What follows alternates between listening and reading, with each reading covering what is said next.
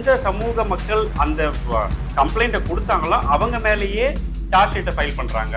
அப்படின்னா இது நான் சொல்றேன் பாருங்க, இதுக்கு நீதிமன்றங்கள் கூட இதுதான் சரி, சார்ஜ் ஷீட்ல போட்டிருக்கிறது சரிதான்னு சொல்ற அளவுக்கு நிலைமை மாறும்.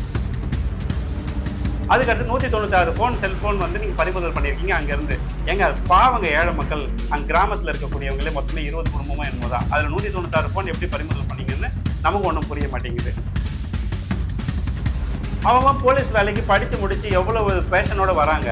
உங்களோட ப்ரெஷர் தாங்க முடியாம அவன் வேலையை விட்டு போறான், ரிசைன் பண்ணிட்டு போறான், தூக்குல தொங்குறான். இதெல்லாம் தேவையாங்க? இதுவாங்க ஆச்சு?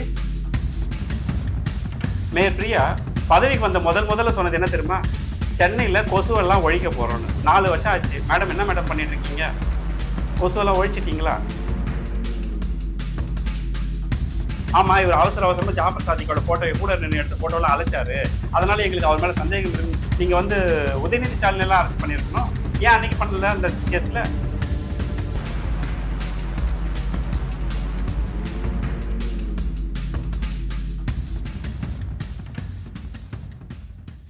மக்கள் அனைவருக்கும் வணக்கம். இந்த திமுக என்ன பண்றாங்க பாருங்க. அதாவது கேவலத்திலோட கேவலம் இதை விட வேற எதுவும் இருக்க முடியாதுங்கிற அளவுக்கு ஒரு வேலையை செஞ்சு வச்சிருக்கானுங்க இவனுங்க. காந்தியடிகளோட நினைவிடத்துல நீங்க உறுதிமொழி ஏற்றிருக்கீங்க. என்ன ஏற்றிருக்கீங்க? தீண்டாமைய நாம ஒழிச்சு கட்டுவோம்னு. 75 வருஷத்துக்கு மேல ஆகுது, இன்னும் தீண்டாமை ஒழிக்க முடியல. அது வேற பக்கம். ஆனா நீங்க உங்களுடைய ஆட்சியில இன்னமும் தீண்டாமை இருக்குங்கிறத நீங்க இதுல இருந்து ஒத்துக்கிறீங்களா இல்லையா? ஏன் அவ்வளவு தூரம் போன வேங்க வயல் பிரச்சனை எடுத்தாலே எல்லாம் உங்க வண்டவாளம் பொறுத்து தண்டவாளத்தை ஏற்றிடலாம். அவனை சொல்லி நிறுத்துங்களா? அவன் நிறுத்துறாது. இந்த வேங்க வயல் பிரச்சனையில சமூக நீதிக்கு எதிரான இந்த மாடல் அரசு போலீஸ்க்கு எந்த மாதிரியான இன்ஸ்ட்ரக்ஷன் கொடுத்துருப்பாங்கன்னு தெரியல. இந்த திமுக அரசை சந்தோஷப்படுத்தணுங்கிறதுக்காக போலீஸ் இப்படி பண்றாங்களான்னு தெரியல. எந்த சமூக மக்கள் அந்த கம்ப்ளைண்ட்டை கொடுத்தாங்களோ அவங்க மேலேயே சார்ஜ் ஷீட்டை ஃபைல் பண்றாங்க.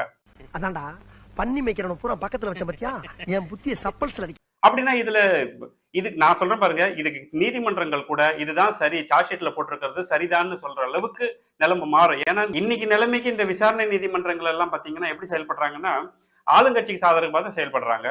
விட்டா இவங்க விசாரணையே இல்லைங்க, அதை வச்சுதான் அப்படியே முடிச்சிருவாங்க. பாருங்க, எந்தெந்த விஷயங்கள்லாம் சந்தேகத்துக்குரிய விஷயங்கள் பாயிண்ட்ஸ் நான் எடுத்து தரேன். நீங்க கொஞ்சம் யோசிச்சு பார்த்தாலே தெரிஞ்சிடும் இது எல்லாமே பொய் வழக்கு, இது பூராமே இவங்க உண்மையான குற்றவாளிகளை மறைக்கிறதுக்கு என்னென்ன வேலையெல்லாம் செய்ய முடியும் அத்தனை செய்யறாங்க அப்படின்ட்டு.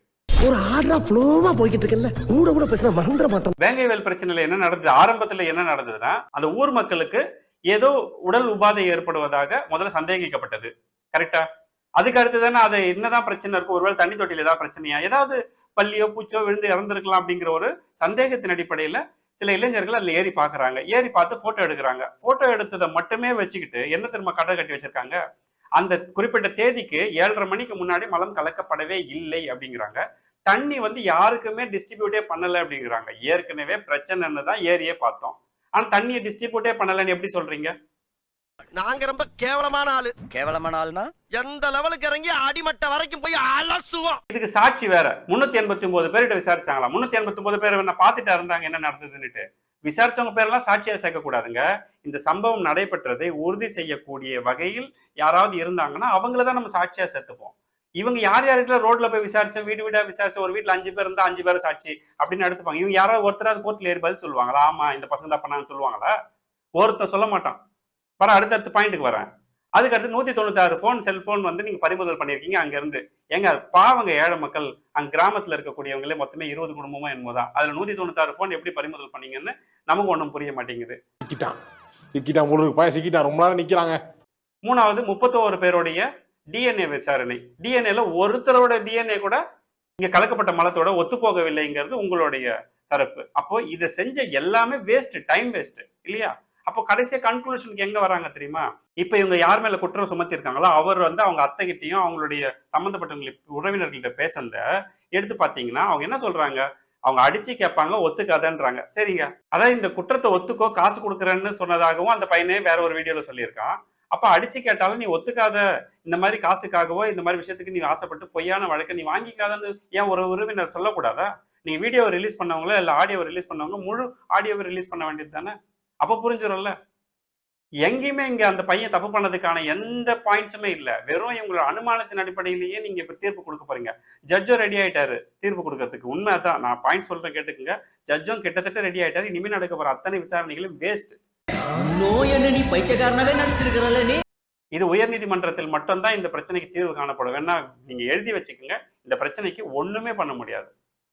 அந்த பையன் மேலதான் சம்பந்தப்பட்ட குற்றவாளிகளை தப்பிக்க விட்டுட்டு சம்பந்தமே இல்லாத பாதிக்கப்பட்டவர்கள் மீதே குற்றத்தை சுமத்துவது எந்த வகையில நியாயம் சொல்லுங்க? ஒண்ணு தெரிஞ்சு போச்சுடா, இந்த பிரபஞ்சத்துல உங்க மத்தியில இந்த உசுரை காப்பாத்துறது ரொம்ப சிரமம். போலீஸே அப்படி ஒரு அறிக்கையை கொடுத்தா கூட நம்ம உளவுத்துறைன்னு ஒண்ணு இருக்கு, அவங்க மூலமா இந்த விசாரணை செஞ்சிருக்கணும். சரிங்க, அவன் தான் தப்பு பண்ணான்னு நீங்க இன்னைக்கு சொல்றீங்கல்ல, எதை வச்சு சொல்றீங்க? ஆடியோ ரெக்கார்டிங் உங்ககிட்ட 2 வருஷத்துக்கு முன்னாடியே கிடைச்சது இல்ல, இன்னைக்கு புதுசாவா கிடைச்சது?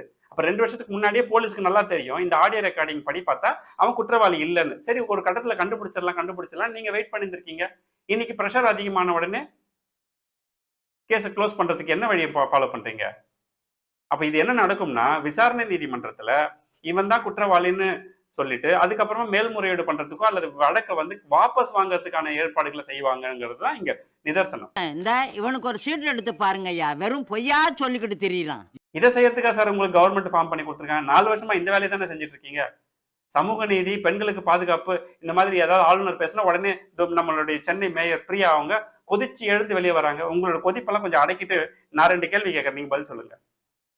பெண்களுக்கு பாதுகாப்பு இல்லைன்னா ஆளுநர் சொன்னது பிரச்சனையா, இல்ல உங்களுக்கு அந்த பிரச்சனை சமாளிக்கிறதுக்கு வழி இல்லைங்கிறது பிரச்சனையா? அண்ணா பல்கலைக்கழக மாணவி விஷயத்திலயும் சரி, உங்களால சரியான நபர்களை குற்றவாளிகளை கண்டுபிடிக்க முடியல, அது உங்களுடைய அசிங்கம். அதுக்கு அடுத்தது இதே சென்னையில இருக்கக்கூடிய ஈசிஆர்ல துரத்திட்டு போறான் ஒருத்தன் பொம்பளை பிள்ளைங்கள, அவனை போய் மிரட்டுறான். அதுக்கு உங்களுக்கு அவங்கள கண்டுபிடிக்க தெரியல, கார் மட்டும் கண்டுபிடிச்சிட்டோம், கார் வித்துட்டாங்க, என்னென்ன கதையெல்லாம் சொல்றீங்க.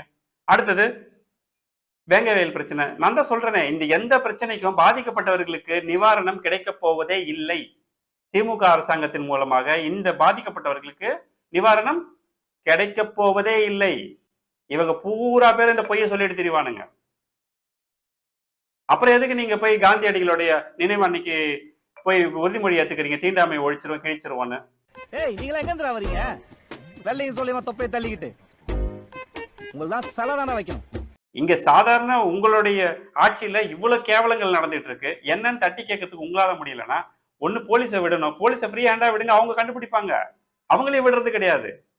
4 பக்கம் மட்டும் ப்ரெஷர் போட்டா என்ன பண்ணுவாங்க? அதோ டிஎஸ்பி ஒருத்தர் ரிசைன் பண்ணிட்டு போனாரு, அந்த நிலைமை தான். அவன் போலீஸ் வேலைக்கு படிச்சு முடிச்சு எவ்வளவு பேஷனோட வராங்க, உங்களோட ப்ரெஷர் தாங்க முடியாம அவன் வேலையை விட்டு போறான், ரிசைன் பண்ணிட்டு போறான், தூக்குல தொங்குறான். இதெல்லாம் தேவையாங்க? இதுவாங்க ஆட்சி? போலீஸ் துறைங்கிறது நேரடியாக முதல்வரோட கட்டுப்பாட்டில் இருக்கக்கூடிய துறை. அந்த துறையில ஒரு தவறு நடக்குதுன்னா அது சிஎம்க்கு மட்டும் இல்ல, தமிழ்நாட்டுக்கே அசிங்கம். மேயர் பிரியா பதவிக்கு வந்த முதல்ல சொன்னது என்ன தெரியுமா? சென்னையில கொசுவெல்லாம் ஒழிக்க போறோம்னு. 4 வருஷம் ஆச்சு. மேடம் என்ன மேடம் பண்ணிட்டு இருக்கீங்க? கொசுவெல்லாம் ஒழிச்சிட்டீங்களா? சரி, நான் செவனே தானா போய்க்கிருந்தேன், யாரு வம்பு தும்புக்காச்சும் போனனா? முயற்சி எல்லாரும் தான் பண்றாங்க, ஆனா ஒழிச்சிங்களா? ஏன் முடியல? உங்களால நீங்க சொன்ன, நாங்களாம் கேட்கல சென்னையில கொசு ஒழிக்க முடியும்னு. இங்க மக்கள் யாரும் கேட்கல, நீங்க தான் கேட்டு சொன்னீங்க. உங்களால நீங்க சொன்ன வாக்குறுதியை உங்களால காப்பாற்ற முடியல. நீங்க என்னமோ பெருசா ஆளுநர் வரைக்கும் போறீங்க. அதெல்லாம் உங்களுடைய தகுதிக்கு ரொம்ப பெருசு மேடம். நீங்க இந்த சேகர் பாபு கூட சேர்ந்து அடிக்கிற அந்த லூட்டி எல்லாம் இங்க தெரியாதா?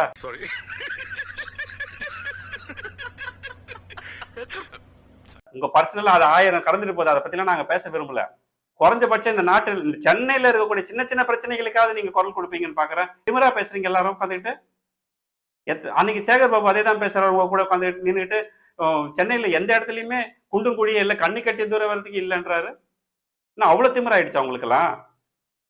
தெருவுக்கு தெரு எத்தனை ஓட்டை, எத்தனை குண்டும் குழி, எத்தனை விபத்துகள் ஏற்படுது, இதெல்லாம் அவங்க கண்ணுக்கு தெரியாது? இந்த அராஜகமான பேச்சு, ஆணவமான பேச்சு, இதெல்லாம் ஒரு நாள் இல்லைன்னா ஒரு நாள் இந்த திமுக பதில் சொல்லியே ஆகணும். உட்காந்துட்டு திமிரா உட்காந்துட்டு பேசிட்டு கூடாது. ஆளுக்கு பெரிய நீங்க தான் பெரிய அறிஞர்கள், பிறக்கும் போதே 6-7 மூளை வச்சு உங்களுக்கு படைச்ச மாதிரியும் நாங்கெல்லாம் களிமண்ணம் வச்சிருக்கிற மாதிரி மண்டை. செல்போன்ல பேசின ஆடியோவை வச்சுக்கிட்டு செல்ஃபி எடுத்தானா எவனோ சிரிச்சானா அந்த சம்பந்தப்பட்ட பிரச்சனைக்குரிய போட்டோவை வச்சுக்க கூடாதுன்னு நம்ம நினைக்கிறோம். சாதாரண விஷயம். ஏன் ஜாஃபர் சாதிக் போட்டோவை உங்க வீடியோல இருந்து உதயநிதி ஸ்டாலின் அன்னைக்கு டெலிட் பண்ணாரு? அப்ப நீங்க அவரோட வீடியோ அந்த விளக்குல நீங்க அவரையும் கைது பண்ணிருக்கலாம்ல.